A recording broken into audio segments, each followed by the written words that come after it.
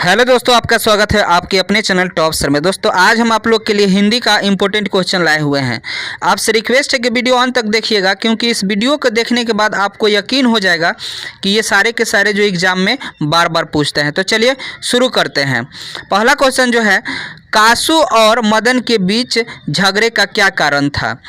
तो कासू ने मदन को लट्टू नचाते देखा। कासू ने मदन को लट्टू नचाते देखा। उसकी भी इच्छा हुई कि वह लट्टू नचाए। मदन को यह बात मंजूर नहीं थी। कासू ने इस पर मदन को एक घूंसा मार दिया। मदन कासू पर टूट पड़ा। ठीक है, इसी बात कर लेकर उन लोगों में लड़ाई हुआ। चलिए अगला जो क्वेश्चन है,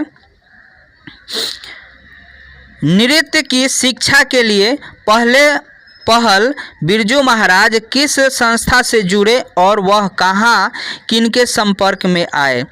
नृत्य की शिक्षा के लिए बिरजू महाराज पहले निर्मला जोशी की संस्था हिंदुस्तानी डांस म्यूजिक अकादमी दिल्ली से जुड़े।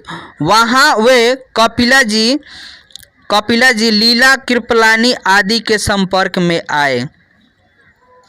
अगला क्वेश्चन जो है, गांधी जी बढ़िया शिक्षा किसे कहते हैं? तो गांधी जी सबसे बढ़िया शिक्षा अहिंसक प्रतिरोध को मानते हैं। अगला क्वेश्चन जो है, मुक्ति के लिए किसे अनिवार्य माना गया है? तो मुक्ति के लिए गुरु के उपदेश को अनिवार्य माना गया है। चलिए अगला जो क्वेश्चन है, कवि की दृष्टि में आज के देवता कौन है और वह कहाँ मिलेंगे? तो देखिए, कवि की दृष्टि में आज के देवता मजदूर और किसान हैं। ये देवता सड़क पर गिट्टी तोड़ते हुए और खेत खलिहानों में काम करते हुए मिलेंगे। चलिए अगला जो क्वेश्चन है, हमारी नींद शीर्षक कविता किस कविता संकलन से ली गई है? तो हमारी नींद शीर्षक कविता दुष्चक्र में सस्पष्टा कविता संकलन से ली गई है। लक्ष्मण कहाँ नौकरी करता था? तो देखिए, लक्ष्मण जो है कोलकाता में नौकरी करता था। चलिए अगला जो क्वेश्चन है, माँ कहानी के लेखक का क्या नाम है? वे कहाँ के रहने वाले हैं? तो माँ शीर्षक कहानी के लेखक कहानीकार जो है ईश्वर पेटलीकर है। वह गुजरात के रहने वाले हैं। चलिए अगला जो क्वेश्चन है, गांधी जी किस तरह के सामंजस्य को भारत के लिए बेहतर मानते हैं और क्यों? तो गांधी जी प्राकृतिक सामंजस्य को भारत के लिए बेहतर मानते हैं, क्योंकि प्राकृतिक सामंजस्य में विभिन्न संस्कृतियाँ एक दूसरे को प्रभावित करते हुए एक बृहत्तर संस्कृति का निर्माण करती है। अगला क्वेश्चन, हिरोशिमा में मनुष्य की साखी के रूप में क्या है?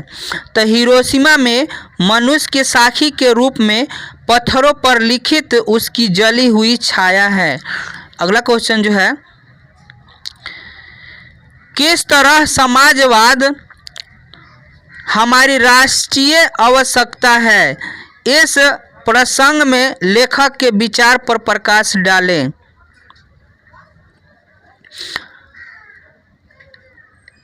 लेखक डॉक्टर रामविलास शर्मा के अनुसार भारत में समाजवादी व्यवस्था कायम होने से यहाँ के राष्ट्रीय असीमता पहले से ज़्यादा पुष्ट होगी। पूंजीवादी व्यवस्था में बेहिसाब शक्ति का अपव्यय होता है। देश के साधनों का सर्वोत्तम उपयोग समाजवादी व्यवस्था में ही संभव हो सकता है। लेखक के अनुसार समाजवादी व्यवस्था के कारण छोटे बड़े राष्ट्र पहले से ज़्यादा शक्ति संपन्न हो गए हैं। उनकी प्रगति की गति किसी भी पूंजीवादी देश के सापेक्षा बहुत तीव्र है। अतः लेखक का मानना है कि समाजवाद हमारी राष्ट्रीय आवश्यकता है। दोस्तों ये 5 नंबर का क्वेश्चन है, देखिएगा। एक दिन सहसा सूरज निकला, अरे क्षितिज पर नहीं, नगर के चौक धूप बरसी, पर अंतरिक्ष से नहीं। तो देखिए इसमें जो है एक दिन जो है सूरज स्वाभाविक रीति से पूरब में नहीं उगा, वह अचानक नगर के चौक पर उदित हुआ। धूप अंतरिक्ष से धरती पर नहीं बरसी, वह फटी मिट्टी से बरसी। वास्तविक सूरज पूर्व दीक्षित पर धीरे धीरे उदयमान होता है। यह सूरज तो अचानक नगर हिरोशिमा नगर के चौक पर उदित हुआ। और स्वाभाविक सूरज जो आसमान से धूप बरसाता है, पर इस सूरज की धूप फटी मिट्टी से बरसती है। यह अस्वाभाविक सूरज परमाणु जो है अणु बम के विस्फोट से उदित हुआ है। अणु बम के विस्फोट से धरती पर बनी विशाल खंडक से भीषण ताप धूप सर्वत्र बरसने लगी है।